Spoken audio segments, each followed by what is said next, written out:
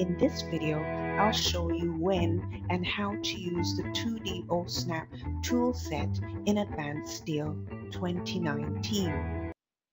Sometimes when working in Advanced Steel, there are so many OSNAPs that if you have them all enabled, it can sometimes be difficult to work on the correct object, component, or the correct plane.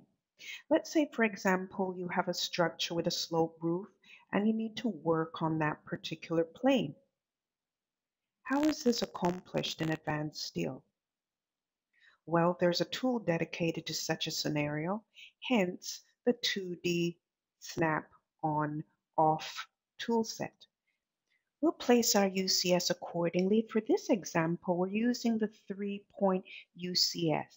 So you see I've already gone ahead and done that, and I've placed it at the first, second, and third points on this roof. Next, I want to go down to the quick views and I want to turn on my 2D snaps. So turn 2D snaps on and off.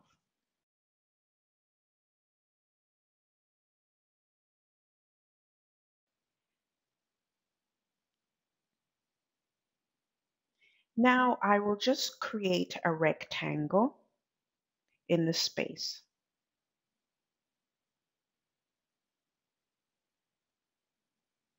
So as you can see, the rectangle is created on the specified plane in the UCS.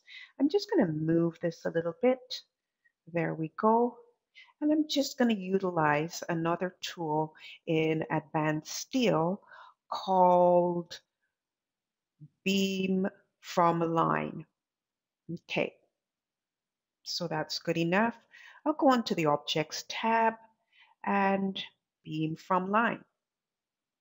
I will now select the rectangle and select yes, I want to delete the lines.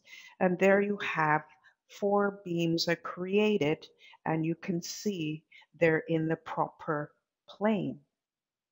A great tool to know when you're trying to design on those obscure work planes.